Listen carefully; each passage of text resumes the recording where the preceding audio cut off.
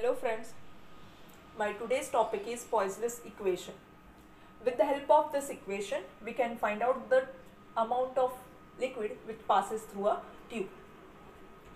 For this, we have considered a capillary tube AB of length L and its radius is denoted by small a. We have considered a streamlined flow through the tube AB. Since the flow is present indicates that there is a pressure difference between the two ends. We will consider the concentric cylindrical layer which is drawn with the help of red marker. This cylindrical layer will have radius small r, and at r the velocity of the liquid is given by v.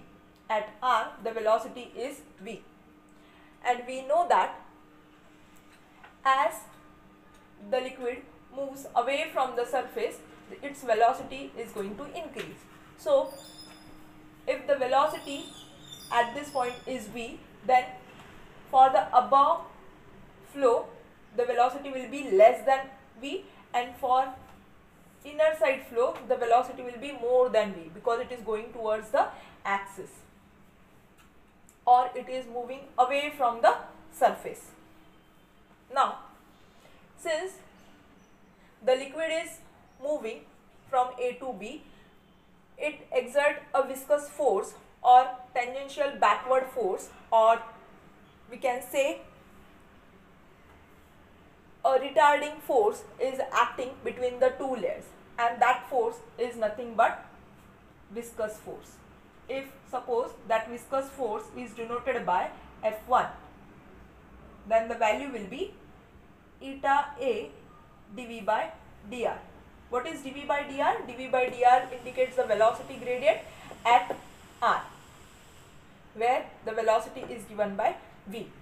Now, as we are saying that the flow is present between A to B, or the liquid is moving from A to B, means what? There is a pressure difference.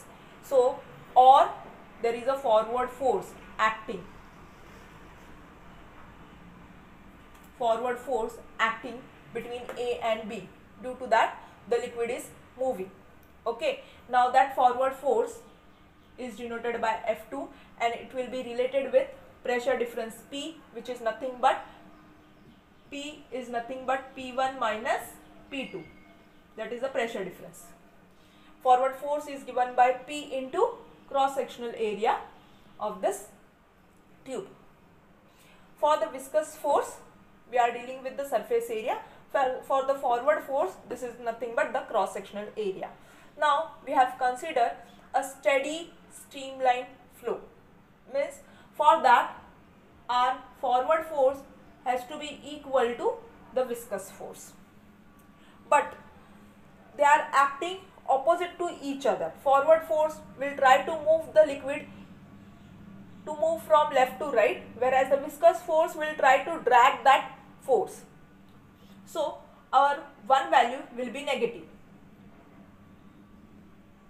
So I have written viscous force as negative value of eta A dV by dr. F2 is P into A. Now A for this capillary, that is the surface area for the inner capillary, which I have drawn with the help of red marker, is nothing but 2 pi r into L, that is the surface area, into dV by dr is equal to pressure difference P dot A. A is the cross sectional area. For radius r will be pi r square. Now cancel the terms which are similar on both the sides. One r from this side, another r from this side. So you will get minus 2 eta L dV by dr is equal to PR. Now I have to find out the velocity. So I will take other terms on the RHS side, dV on the LHS side, and other remaining term will on the RHS side upon minus P upon 2 eta L R dr. Now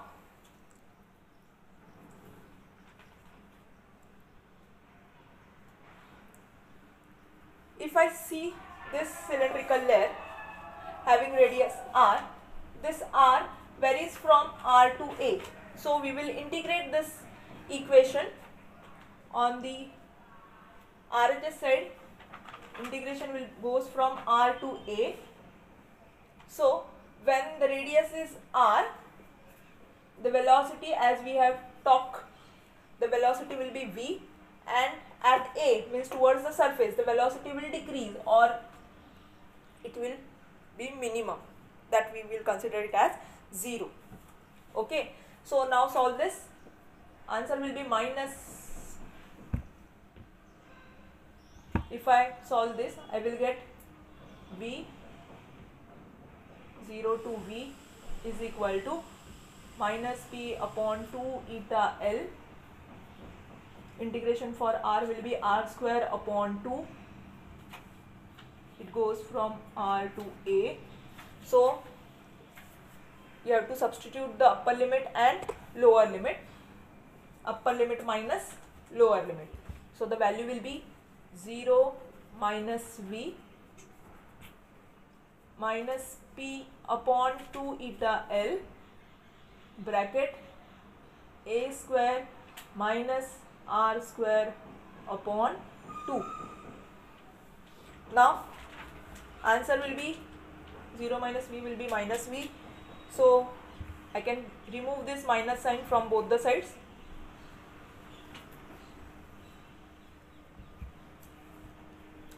So the answer will be v is equal to p upon, I will take this 2 outside, 4 eta L a square minus r square. So if I observe this, this is nothing but the equation of parabola. This is in term, this represents the equation of parabola. So which is clear that, which shows clearly that as we go away from the surface the velocity is increasing. So if I draw this with the dotted line, I will get a parabola, pattern of parabola. Okay, this is the value of velocity. Velocity of the liquid which is flowing through the cylindrical layer of radius r. Now we will make it this equation as star. I will write it again. So the velocity value is given by p upon 4 eta L into a square minus r square. Now we will go ahead to find out the total volume which is flowing through this tube. For this we will consider the surface area of the cross section of cylindrical layer of radius r and thickness dr. For this cylindrical layer whose radius is given by r and if the thickness is dr, then the surface area will be, what will be the value of surface area? That will be 2 pi r into dr. Now we have to find out the total volume of a liquid which is flowing per unit time through this area. Okay, we have to find out the volume of a liquid per unit time which is flowing through this surface area. So for this smallest surface area I will write down the volume value is dV. Per unit time we are finding out, so the value will be surface area into the value of velocity for this capillary. Okay, so the surface area is nothing but 2 pi r dr into velocity term which we already derive it, 4 eta L into a square minus r square. Okay, so solve this. After solving, we will get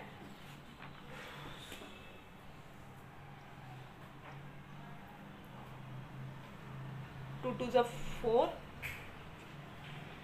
Okay, other quantities will be here only. So the value will be pi p upon 2 eta L a square minus r square r dr. All these are radius value, which is equal to dv. Now this is for the small area, right? Now we have to integrate this again to find out the total volume through the tube. So the radius value, again radius value will go from 0 to a, because from this to this we have to find out the volume, right? Through this complete ring, what will be the volume? Now value of volume will be, volume is equal to, this constant value will be outside the bracket, 2 eta L. How to solve this? First we will separate this term. A square will be outside r into dr from 0 to a, minus r square into r will be r cube dr from 0 to a. Okay, I will write it again. If we want to solve this, integral of dv is equal to, integral of dv is equal to pi p upon 2 eta L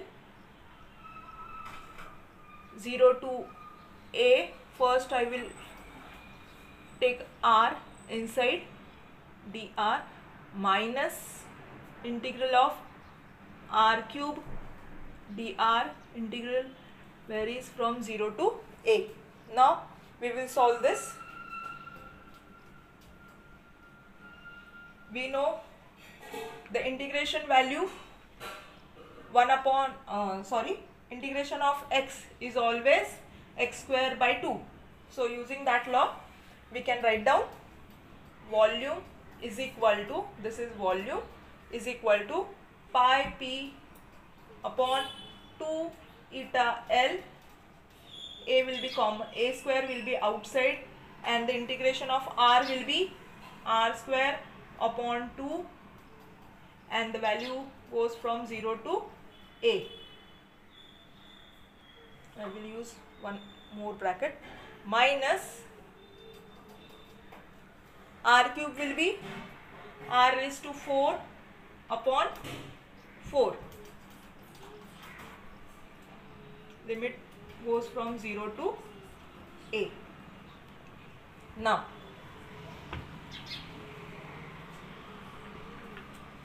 if you solve this, answer will be pi p upon 2 eta L a square into a square upon 2, 0 will be cancelled, minus, instead of r I will write down a raised to 4 upon 4. Lower limit is 0, so no need to write down that. Next, pi p upon 2 eta L a raised to 4 upon 2 minus a raised to 4 upon 4. Take the LCM and the value will be 4 for the LCM. So pi p upon 2 eta L, LCM is 4. So 2a raised to 4, I have to multiply it by 2. On the numerator also I will use multiply by 2. So 2a raised to 4 minus a raised to 4 gives me a raised to 4 if I solve this, I will take this 4 outside. So pi p a raised to 4 upon 8 eta L is the volume of a liquid which is flowing through this tube. Or with the help of this, we can write eta is equal to, what will be the value of eta from this equation? Eta will be, eta on this side, pi p a raised to 4 upon 8 into L into volume. So if we know the value of A, that is the radius of the capillary tube, length of the capillary tube, and the pressure difference, then we can find out the value of eta, that is the coefficient of viscosity, can be easily determined with the help of this equation. I hope you understand the Poiseuille's equation. Thank you.